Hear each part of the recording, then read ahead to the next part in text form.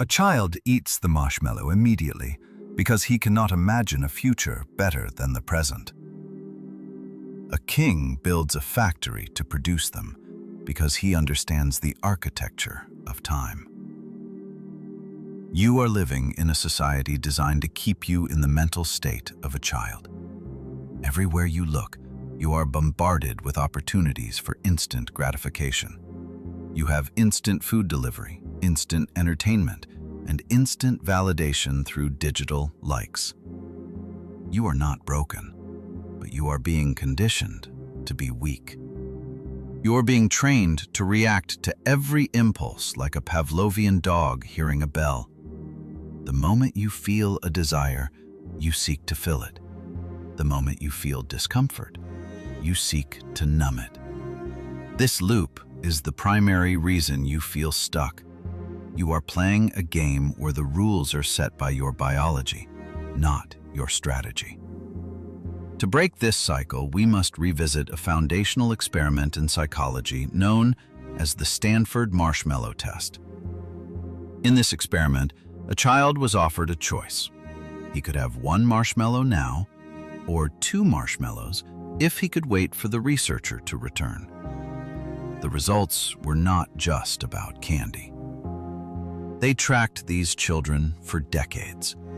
The children who could delay gratification ended up with better health, higher incomes, and more stable relationships. The children who ate the marshmallow immediately struggled in almost every metric of adult life. This is not a coincidence. It is a demonstration of the single most important trait in the male hierarchy: impulse control. We must map this onto the structure of your brain. You have 2 competing systems. The first is the limbic system. This is the ancient emotional brain. It cares only about survival and reproduction in the immediate moment. It wants sugar, it wants safety, and it wants physical intimacy right now. It screams at you to eat the marshmallow. The second system is the prefrontal cortex. This is the newest part of the brain in evolutionary terms. It is responsible for planning, logic, and executive function. It is the CEO of your mind. When you operate from the limbic system, you are no different from an animal reacting to stimuli. When you operate from the prefrontal cortex, you are a man constructing a reality. The problem with a modern male is that his prefrontal cortex has atrophied. He has allowed his limbic system to drive the car. In the context of social hierarchy, impulse control is the ultimate signal of rank. The leader eats last. The leader remains calm in a crisis.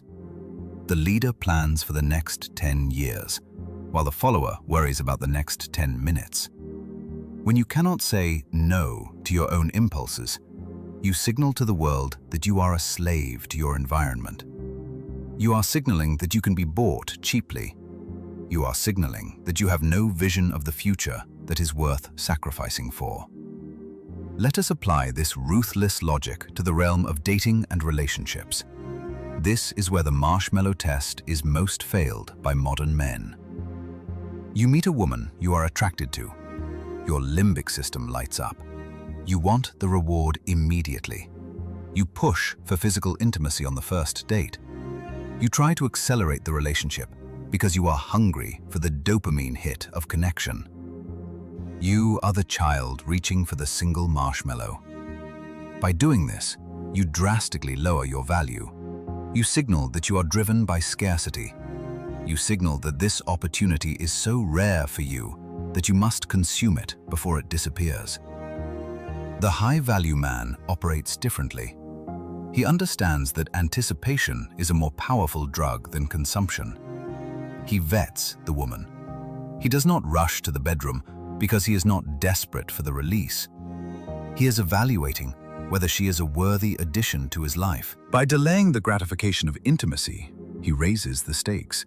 He forces the interaction to be about character and intellect, not just biology. He signals that he has options and standards. This creates a vacuum of desire. When you do not grab the marshmallow, The other person wonders why. They begin to work for your approval.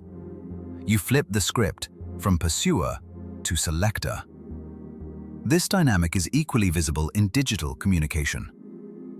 Consider the man who replies to every text message within 30 seconds. He believes he is being attentive. He thinks this shows interest. In reality, he is showing that he has nothing better to do. He is sitting by the phone, waiting for a dopamine pellet. He is hyper-available. In economics, things that are always available have low market value. The man who takes hours to reply is not playing a game. He is not artificially counting minutes to manipulate her. He is simply busy. He is building his empire. He is training in the gym. He is in deep work. When this man finally replies, his attention is valuable because it is scarce. He has delayed the gratification of the conversation to prioritize his mission. This is the definition of high status. It triggers the variable reward schedule in the recipient's brain. If they do not know when you will reply, they think about you more. If they know you will reply instantly, you become a background utility, like a light switch. You must understand that your time is the currency of your life. When you spend it on instant digital validation, you are making a bad investment. You are buying a penny candy with a gold coin. The principle of delayed gratification extends to your skill acquisition and financial destiny. Most men choose the now of entertainment over the later of mastery. It is easier to watch a series on Netflix than to study a new language or learn a market skill. It is easier to scroll through social media than to read a dense philosophy book.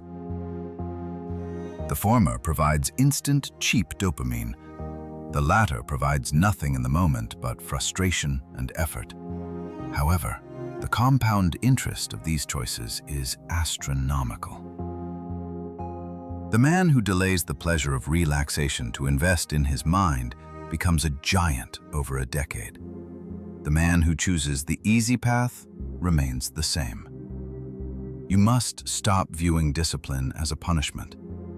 Discipline is simply the ability to negotiate with your future self.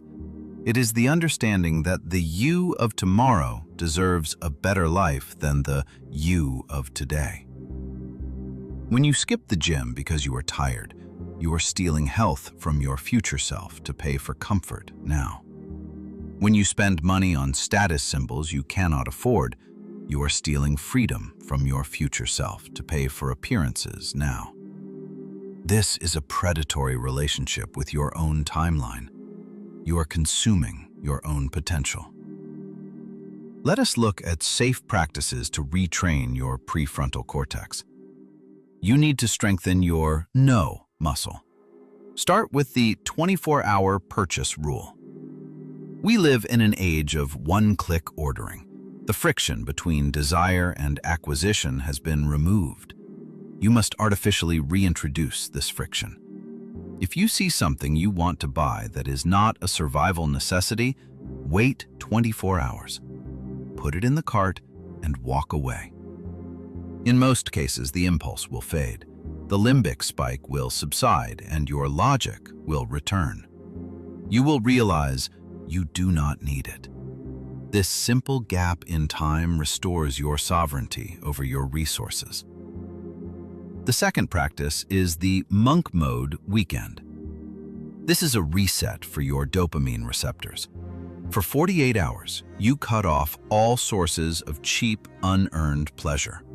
No social media, no video games, no junk food, no alcohol, no digital entertainment. You will feel bored. You will feel restless. Your brain will scream for stimulation. This creates a withdrawal symptom, similar to a drug addict coming off a substance. You must sit with this boredom.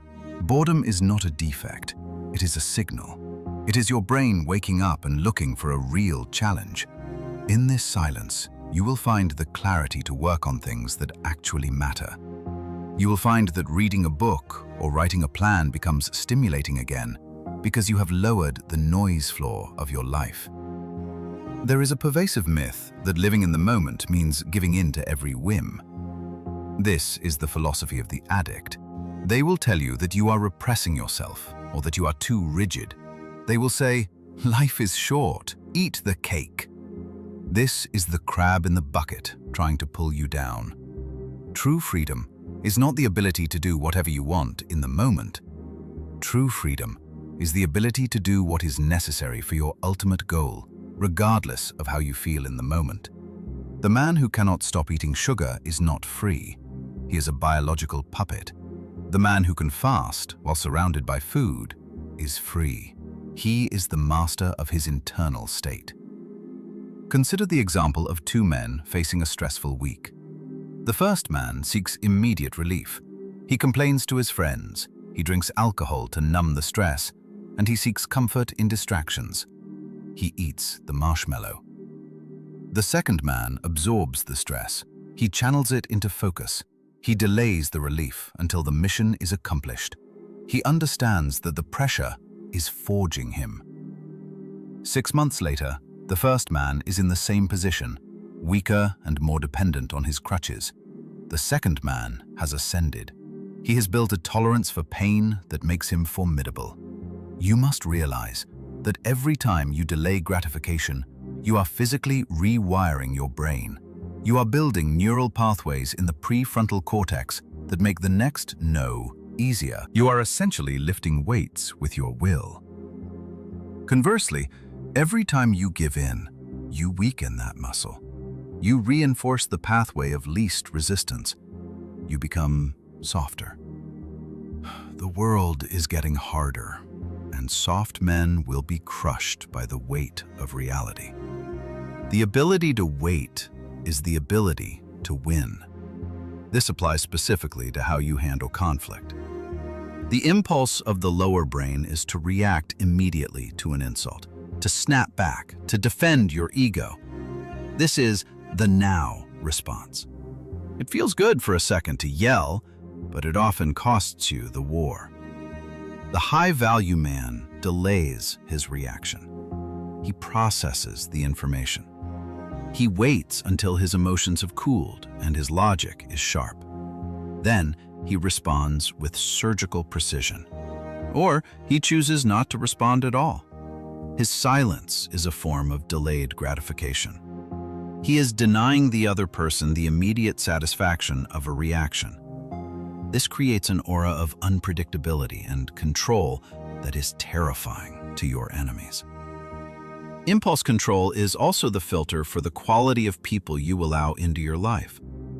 If you require people to invest time and effort before they get access to your inner circle, you filter out the parasites.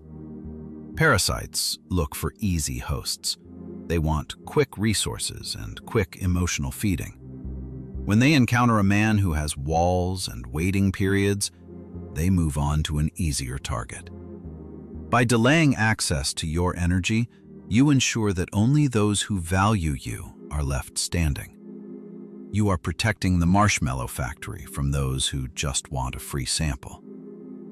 Ask yourself what you are currently chasing. Are you running on the treadmill of immediate pleasure? Are you refreshing your feed, hoping for a notification? Are you buying things to feel a fleeting sense of worth? Stop. Step off the machine. Look at the timeline of your life. The great achievements, the physique, the wealth, the legacy, are all located in the later. They are reserved for the men who can walk past the open buffet of distractions without breaking stride. Your takeaway is to internalize that your power is directly proportional to what you can say later to. The more you can delay, the more you can command. Do not be the child who needs the reward before the work is done. Be the architect who is willing to lay bricks in the rain for a castle he will live in 10 years from now. When the impulse strikes, pause. Recognize it as a biological suggestion, not a command. Smile at it, and then continue with your work. The marshmallow will still be there, but by the time you choose to take it, you might find that you have built something far sweeter. Are you ready to stop consuming and start building?